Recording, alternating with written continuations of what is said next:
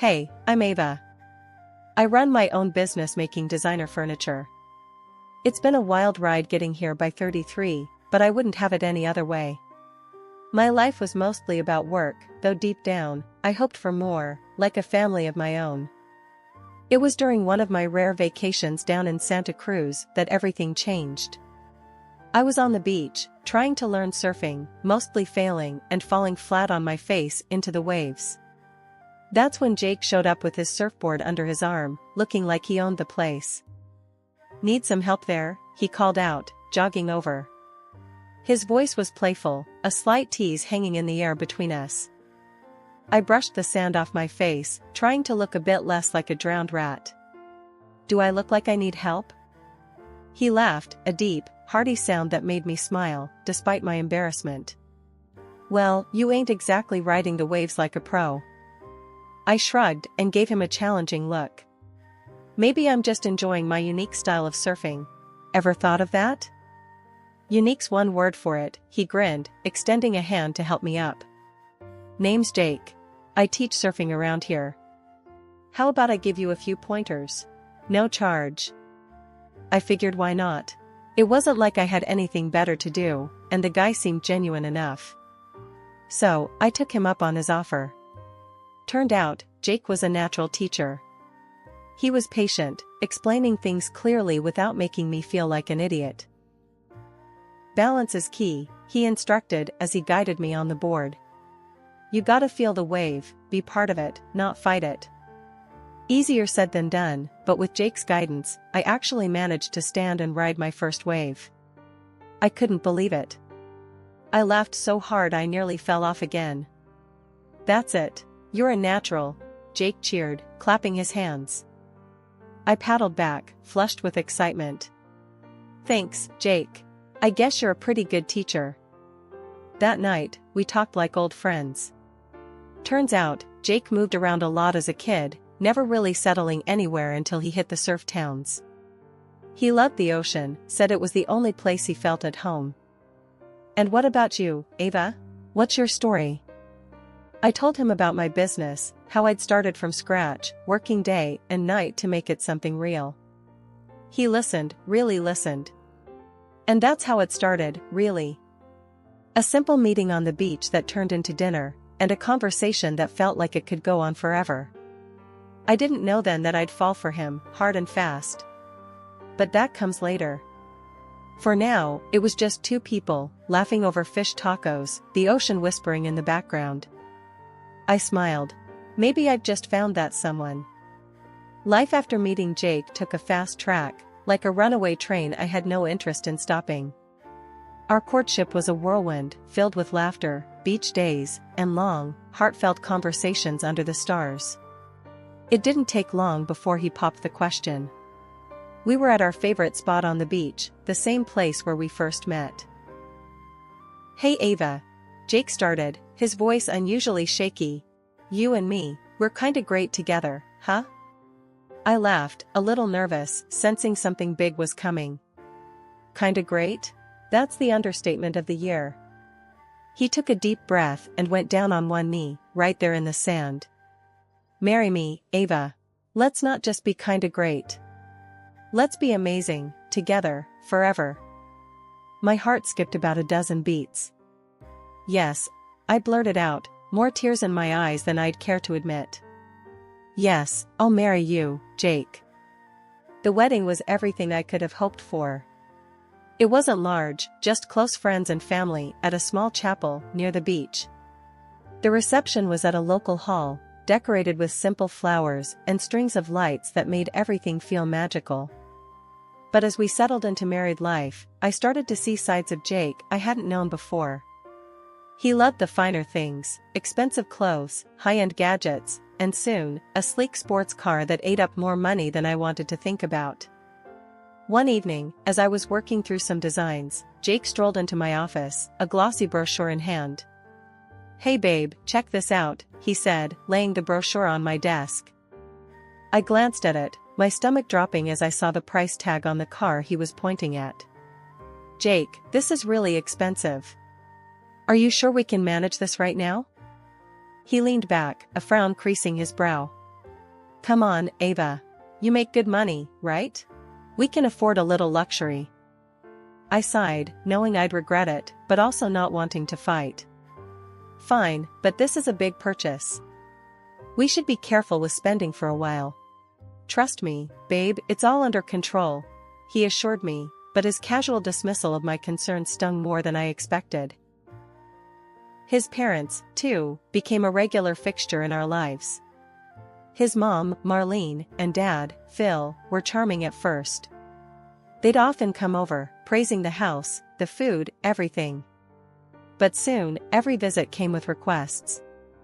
Ava, dear, you have such good taste. Could you help us pick out some new curtains? We just don't know what to get, Marlene would say, her eyes darting around our living room appreciatively. Sure, I helped.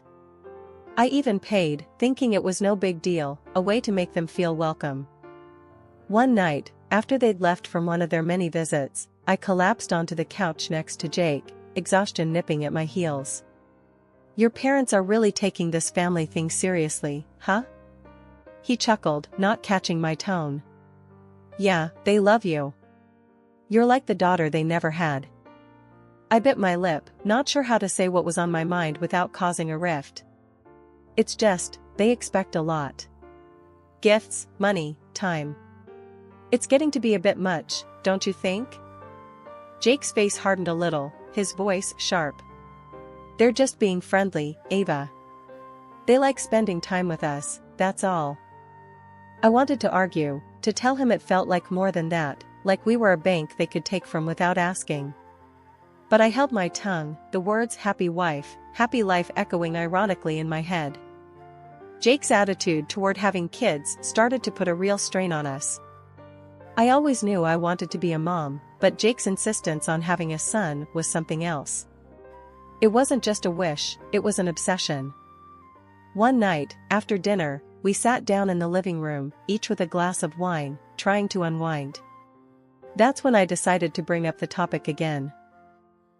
So, Jake, do you really think it's that important to have a boy? I asked, feeling my stomach knot up. Jake looked up then, his expression serious. Of course, Ava. You know how important it is for me to have a son. Someone to carry on the family name, you know? But what if we have a daughter? I pressed, needing him to see my point of view. He shrugged, a bit too casually. We keep trying until we get a boy, I guess. The simplicity in his answer chilled me. And what, the daughters we might have aren't good enough? Ava, come on, don't start that, he sighed, rubbing his temples. It's not about good enough. It's about having a son.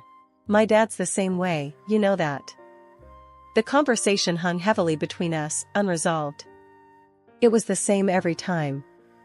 Jake wanted a son so badly that it started to overshadow everything else in our relationship. When we learned that natural conception was off the table, IVF seemed like our only option. I threw myself into the process, researching clinics and treatments. The day we went to the clinic to start the treatment, the air between us was tense. In the waiting room, Jake fiddled with the pamphlets on the coffee table, his knee bouncing up and down nervously. So, they can do that thing, right? Where they make sure we get a boy, he whispered, leaning close. I frowned. It's not that simple, Jake. And it's not exactly ethical to pick and choose like you're ordering a custom car. The strain only deepened once we were in the thick of IVF treatments. The hormones, the doctor's appointments, and the waiting were brutal. And through it all, Jake's impatience for a son grew into something ugly, a shadow over our marriage. When we finally got the news that we were expecting, I was over the moon. But Jake's first question cut through my happiness like a knife. Did they say if it's a boy? It's too early to tell, I snapped, hurt by his one-track mind. And when the ultrasound revealed we were having twin girls, I saw the disappointment on his face. He tried to mask it, but it was too late, I'd seen it. That night, as we lay in bed facing away from each other, the distance between us felt wider than ever. When I gave birth to twin girls, Emma and Ellie, I was over the moon, but Jake, he couldn't hide his disappointment. He wanted a son so badly it clouded everything else. One evening, while the girls were cooing in their crib, Jake came into the nursery. The look on his face was serious, like he was about to say something important. "Ava, we need to try again for a son," he said bluntly, no preamble. I was taken aback. "Jake, look at what we've got. They're perfect. Why isn't this enough?" He paced a little, before stopping and turning to face me. "It's not about them not being enough. It's about continuing the family name, Ava. You know this." I sighed, feeling the weight of his expectations pressing down on me. "We'll see," I replied, not committing but not dismissing him either. It was the easiest way to end the conversation without another argument. Not long after, life decided to test me again. Phil, Jake's dad, got seriously ill. One evening, Marlene, his mom, came over, wringing her hands with worry. "Ava, the surgery Phil needs, it's urgent, and his insurance won't cover all of it. We need $50,000. The amount made me choke a little. "That's a lot, Marlene." "I know, dear, but we're desperate. We wouldn't ask if there was any other way." I thought about it, the businesswoman in me kicking in. "I can lend you the money, but I'll need you to sign a receipt. It's just a safety measure." Marlene bristled a bit at that. "Really, Ava, a receipt? We're family." I stood firm. "It's nothing personal, Marlene. It's just how I handle things professionally. It's a lot of money." Reluctantly, she agreed, and the receipt was signed. Jake didn't take it well when he found out. "You made my mom sign a receipt? What's wrong with you, Ava?" "It's how I protect our future, Jake. And it's for our girls," I shot back, frustrated at having to justify myself.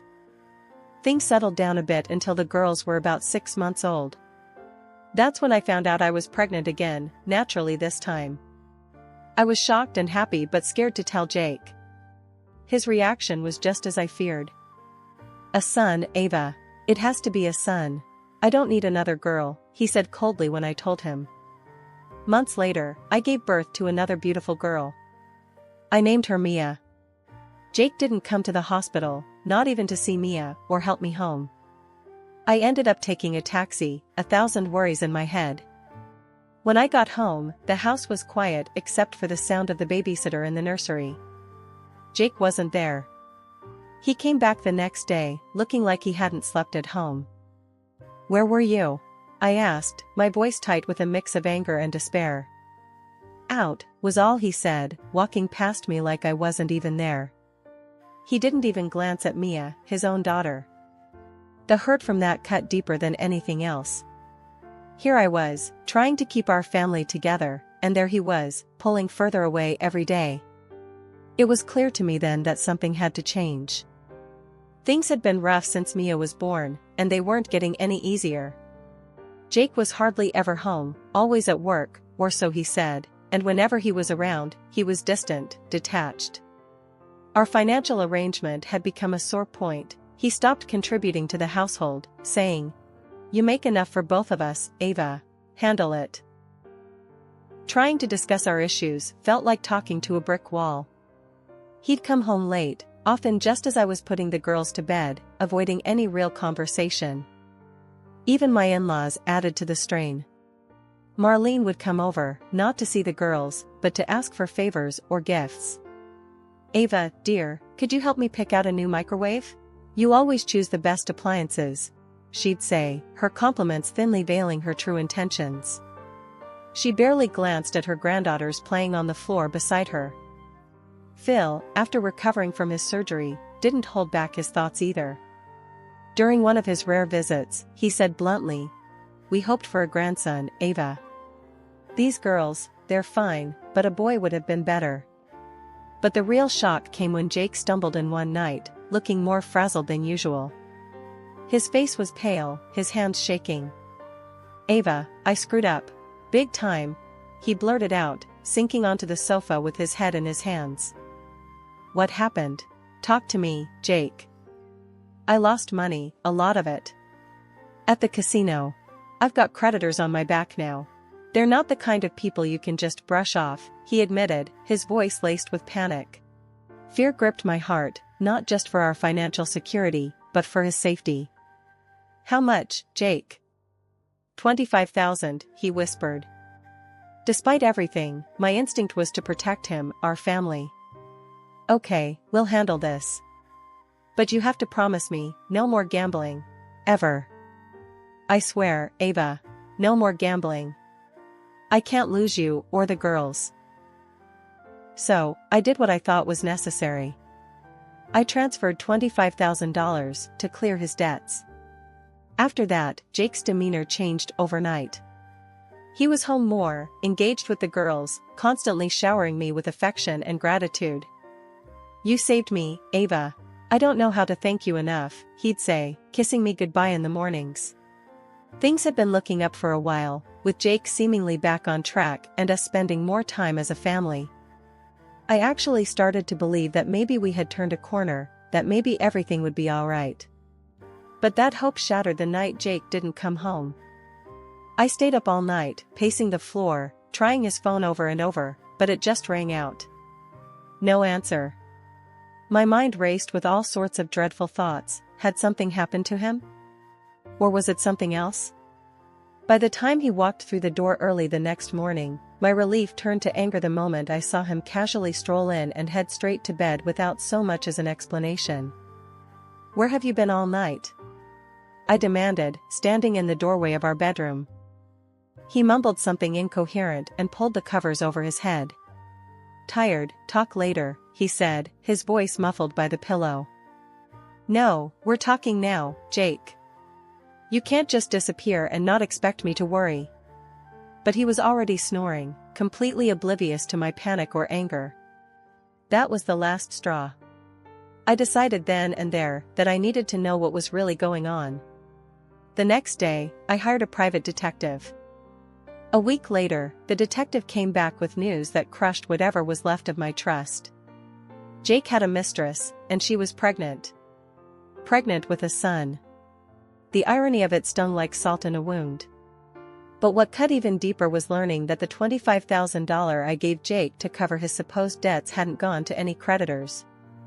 Instead, he'd bought his mistress a new car, a thank you present for carrying his son. I was seething with rage when I called Marlene, my mother-in-law, hoping for some semblance of support. Marlene, Jake has a mistress, and she's pregnant. And he bought her a car with the money that was supposed to pay off his debts, I said, my voice shaking with fury and disbelief. There was a pause on the other end of the line. Then, Marlene's voice, cold and sharp, came through. Well, maybe if you had given him a son, he wouldn't have needed to look elsewhere. I couldn't believe what I was hearing. Are you blaming me? For not having a son? That's why you think it's okay for your son to cheat?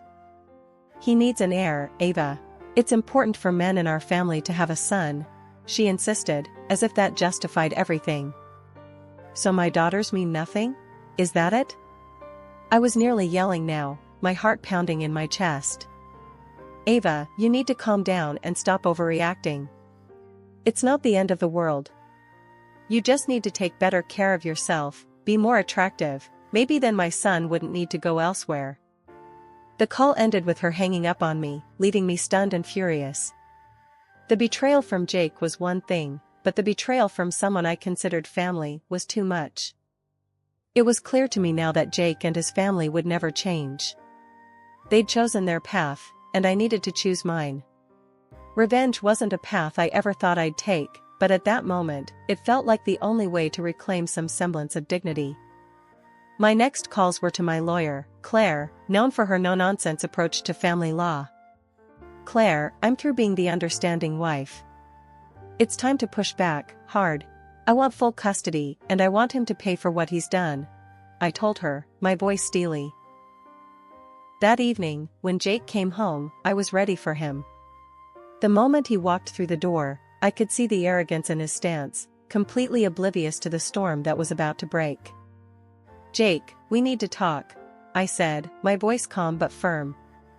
He smirked, tossing his keys on the table. What's up? Another lecture about how I should spend my time?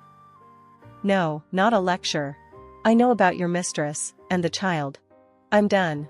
Here, I said, pushing the divorce papers across the table to him. I've signed them. It's over. His smirk vanished, replaced by a frown. You're serious? Look, I'm tired of this life too. Your constant nagging, the kids screaming. I was going to leave anyway. Good. You should leave. But first, the car keys. You'll return the car and the $25,000 you spent on your girlfriend. It wasn't your money to spend, I demanded, my tone unyielding. He scoffed. Come on, Ava, be reasonable. I need that money for my son. You can't do this to me. You can't just strip me of everything. That's exactly what I'm going to do. And I'm adding a lawsuit for the emotional distress you caused. You and your mistress will both pay, I declared, the finality in my voice echoing in the room. The legal battle that followed was intense. Jake tried to argue that he had no money, that I was being unreasonable and cruel. But the evidence was stacked against him, the transactions, the messages, his continual deceit. It was all laid bare for the court to see. The judge was stern as he handed down the verdict. Mr. Thompson, it seems you've not only breached the trust of your marriage, but also misused funds for personal gain at the expense of your family. You are hereby ordered to pay $20,000 in damages to Mrs. Thompson, another $20,000 from your mistress, and $400 per month per child in alimony. Jake's face during the ruling was a picture of shock and defeat. Forced to take out a loan, he had to scramble to cover the payments ordered by the court. The courtroom drama had barely settled when my in-laws decided to confront me. They stormed into my house like a hurricane, blaming me for everything under the sun. You've destroyed our family and ruined our son, Marlene shouted, waving her arms dramatically. Phil chimed in, his voice just as accusing.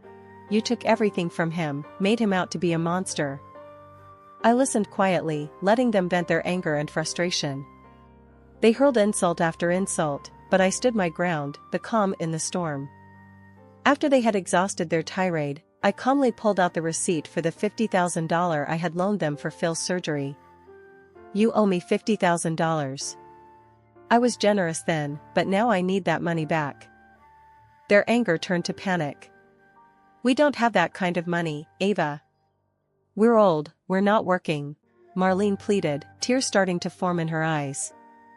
That's not my problem. You signed an agreement. You owe me this money, I stated firmly, my resolve unshaken by their distress. Seeing that I wasn't backing down, Phil resignedly nodded. We'll find a way. We'll pay you back. True to their word, they took out a loan to pay me back and had to return to work to manage the payments. It was tough for them, but it was the consequence of their actions and decisions. Life settled into a new rhythm after that. I focused on raising my daughters and running my business. Despite the challenges, I never regretted standing up for myself. My girls were thriving, growing more beautiful and intelligent each day, and my business was doing well, giving us a comfortable life. Jake's fate turned out quite differently.